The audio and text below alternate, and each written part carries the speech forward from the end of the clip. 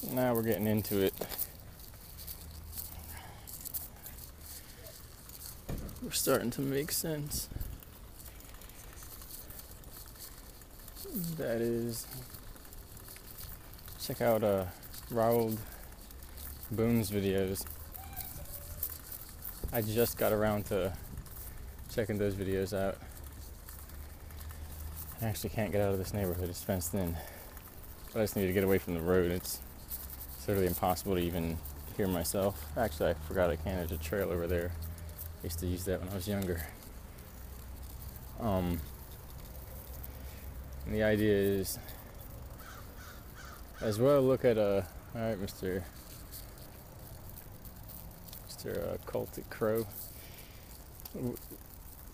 In reference to the chat with Patricia and how that kind of wrapped up, for the most part, the concept of extraction, which there was a few parts that I left out, but it did alright. And that combined with Roald, excuse me, videos, which is plain, it kind of gives a clearer perspective. With all that I said at the end of that chat, the motions that one has to make, and even in that explanation it exemplified it well, that it's more of a reducing of attachments, or the letting go of attachments, than it is a doing of anything, any kind of work. It's not really a doing of work. It's the fact that once you let go of what's holding you back, you begin to accelerate, and eventually you kind of blast off. Another way is to say that once you find that stillness, that nullification, that neutral zone, that 0 point transcendence, that's where there is a kind of conversion of the energy, and from that conversion one stops creating outward motion and they begin to manifest change in a way that is non-physical, and your consciousness becomes more and more energized, and whatever it is, because it's also beyond description, whatever it is it's non-physical. And so kind of like a extension of that meaning and explanation is that all the work that's done to get out or initiate, extraction or activation of consciousness, or higher awareness beyond consciousness, beyond biologically generated consciousness, which is akin to a biological computer system, supercomputer system. There's no measurement, there's no change, there's no physical component. Whatever it is beyond all of that, because all of that takes time and space to create and represent. And whatever's actually there is, like Roald says, it's beyond the time and space manifestation of all of those aspects that we call life, but it's really just physical life. And it's a little complicated or challenging because it's difficult to understand how there can be something more than physical life. But the only way you get physical life is if there's a mental life, a spiritual, emotive experience beyond that. And emotive is kind of degraded. That's the concept. That you already know what spiritual existence is, because you couldn't be here without it. Physical can't be here without it. It's only when it's narrowed down to only what is physical that it doesn't make sense anymore. It's one-sided. And so in that sense, it's almost as if you, by doing nothing, by not engaging in this realm, it's as if there's a natural flow that is created, and from that natural flow that's created, there is, hold on, I can't believe my shoulder can do that. It'll hurt later at night. I've been avoiding popping up curbs. from that natural flow. Somebody got a lot of sweet potato. Natural. It's as if there's that flow that's taking place, and so when it's not being met, great, not a helicopter. Hospital. So when it's not being met with your interaction with it, it's as if there's some type of friction that continually builds up, because now in this whirlpool that's otherwise consistently moving, and it's almost like that keeps things cool, just because now with that motion it's met with more motion. It's like something trying to stir the water. Now the water stirs, or your mind stirs, and so that energy has somewhere to go, but it's really using you because you're the one making the change. So then if there's something stirring in a pot, maybe when a magnetic stirs, and somehow the water has a mind of its own and it stays still, it's going to be building up friction on that little magnetic stirrer. So if the world is trying to stir you and change you and cause all of these, there's a trail path, also from when I was a kid, and your mind refuses to move, it's as if it creates more than it does,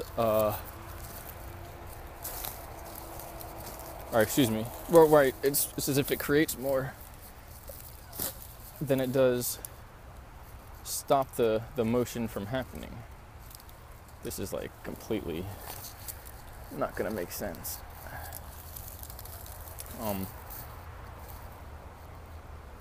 Let me try and set something up. And so by seeing that, it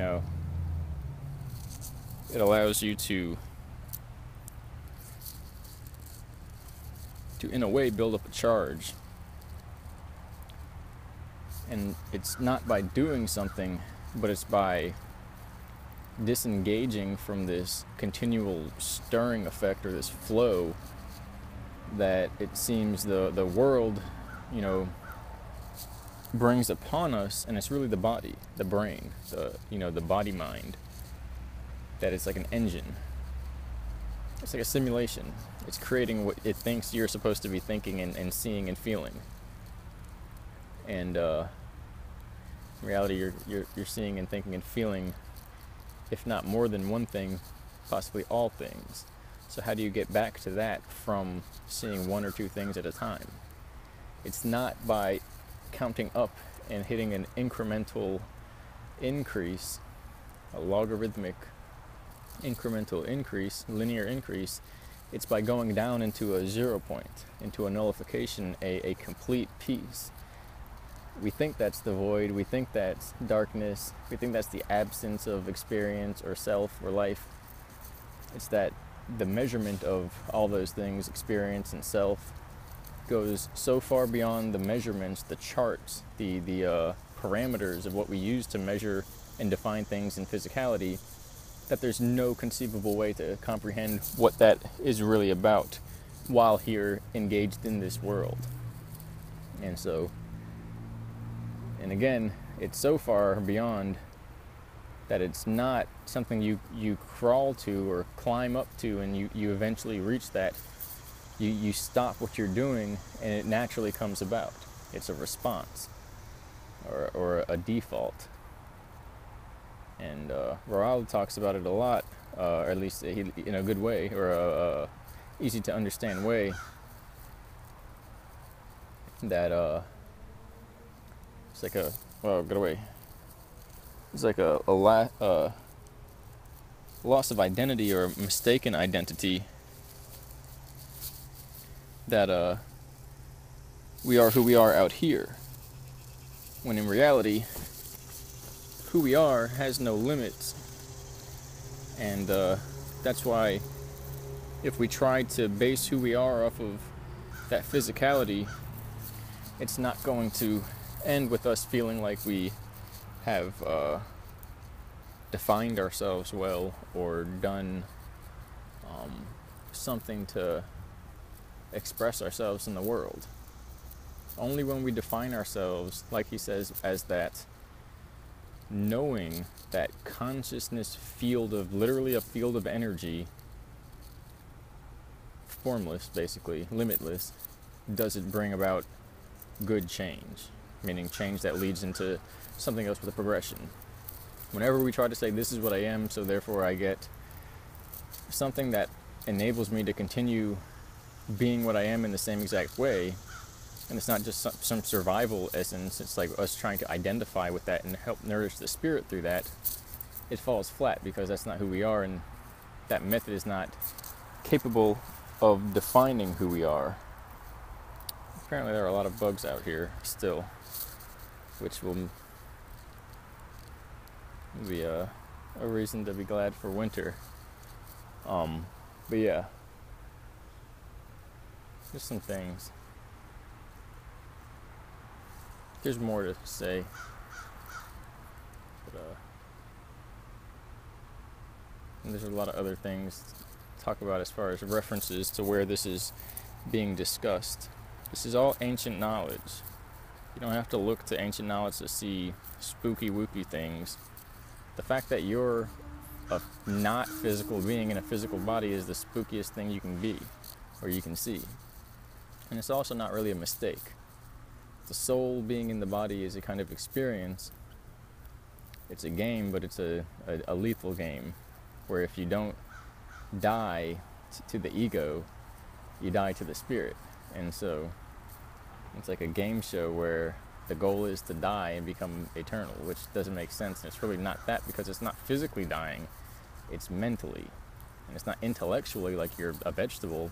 It's that which seeks to hold on to the illusion, and anything that's held on to is through restriction, and restriction is fear and ignorance. It's when you know there's a path you can walk, and you can walk fine, but you restrict because of some other reason, dogma or whatever it is, and that's ignorance. Or when there's a restriction and you know there's somewhere you can go or something you can do, and you don't because of fear. Those two things are the death of the spirit. That's the whole point. And until one dies to those essences, their spirit is trapped. And that's the whole point. You don't have to leave the body. It's just you have to overcome the body and become more spirit than body. So the other aspect, this is working. The other aspect is that which marks the one who's overcome the body is the negation of that which the body leads to. If you didn't figure it out, the whole thing about it being a perfect mirror, that you get whatever you give, what you see is what you are, it means it's suffering. If it's not something that gives you something for the benefit by default, then it means that there's a learning process there, and that initially within that learning process there's room for mistake, and from that mistake suffering is born. So whether you want to look at it one way or another, it means the body basically brings suffering. So the idea is, when someone overcomes that, when they've overcome this world, it's because regardless of the suffering or the impulses, and this also includes pleasure, it literally means because there is the capacity for change. Sorry, there's the little blockers. Aren't they showing up? Those things. Come on, I'm trying to show things. I'm trying to show people things. I don't know what I'm doing. Man, this place is full of trash and beer. We used to come back here and bike and play. It's just like Coronas and blunt wraps. As I was saying, joy. And again, pleasure Oh, but it feels good at sometimes. Okay, what happens when that goes away? Oh, it feels like shit. That means it's inherently a trap. The point is, how do you feel good eternally? Oh, what happens when you leave the body? You can't seek pleasure the old way. That'll be eternal hell. You seek by detachment, by letting it go, and knowing it's just a game. You don't need that to feel pleasure. Pleasure is a concept. To have the concept of pleasure and to bring it down to a choice, that means you could flip the switch of pleasure whenever you want without needing that. Wouldn't that be more pleasurable than having to go through the body's aspects? Well, there you go. And so, and then if somebody's like, no, I like that, it's called addiction. That's how it is. And humans are addicted to this body game. But the idea is also, like Roald says, how we have these identities that we want to fuel, and they drive us to do things. We're not managing them, they're managing us. Unless you can sit and do nothing under a tree, and you literally become the network that the tree is using, because the air, the ground and the roots, the waters and the blood cells and all that becomes one network, because it already is. That's what it really is, one network.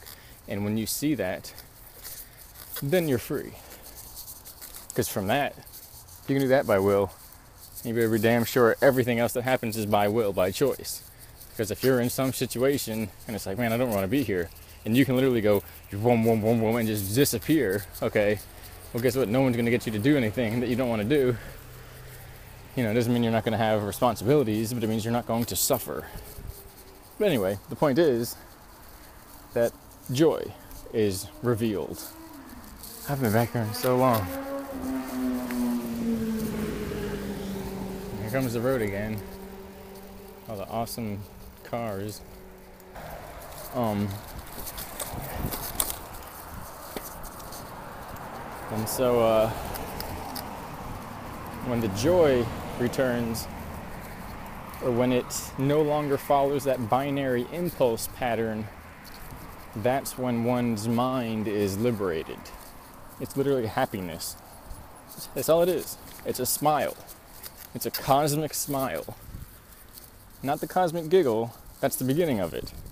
The giggle happens when you see it at first and it's like, oh my gosh, it's a game, it's a joke. It's not real, but it is real because it's the only thing we know. But the only thing we know is illusion. But we've built an empire out of illusion. What are we doing? And it's hilarious. And then eventually, because when you have an impulse, a measurement, a manifest, okay, it means that there's also something that might be missing. Like a list of goods incoming, a manifest, or a manifest response measurement, like a giggle or something. Okay, well, what happens when you stop? And you can't say you can do it forever, because you go to giggle for a whole day. You'll at least pass out once. But you can smile, because there's really nothing physically happening, and that's where the inner smile is. Because if you don't smile with your face, you can still smile on the inside, you see? And the inner smile is simply a smile where you don't smile physically, you don't let your happiness show physically, and that way you can do it forever.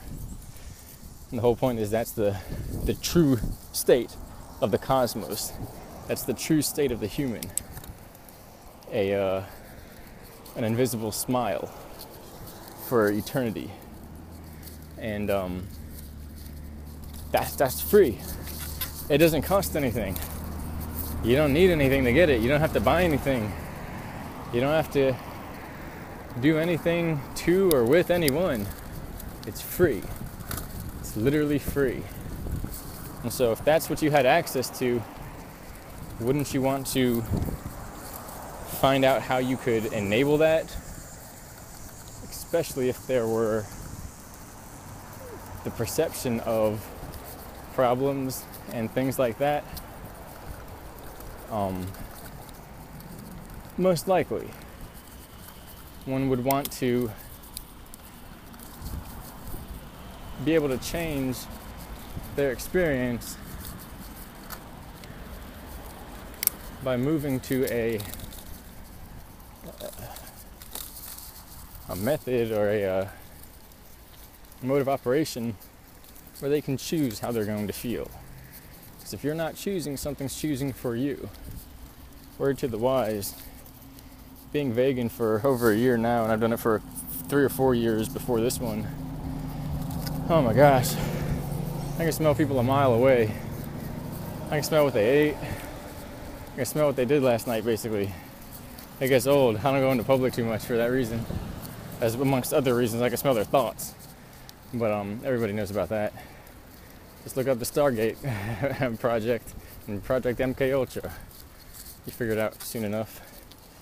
That's why they leave them hints. They're not going to tell you. You got to figure it out.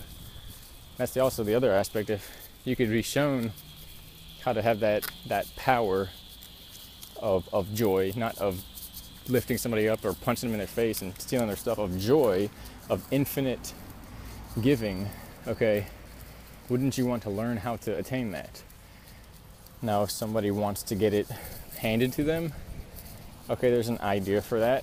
But what if when you don't learn and bring it from a spiritual level into your being, what if then it never stays and you can't actually keep it because you didn't learn the real way, you didn't learn on your own, and you didn't learn. That's an interesting place back there. I don't think I can get it on camera. And so if you didn't learn, it's not going to stay in your mind, or you're unconscious at that point. Let's use that hand.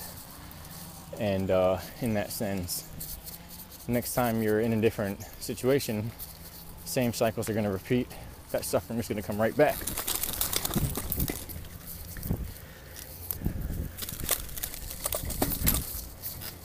Oops.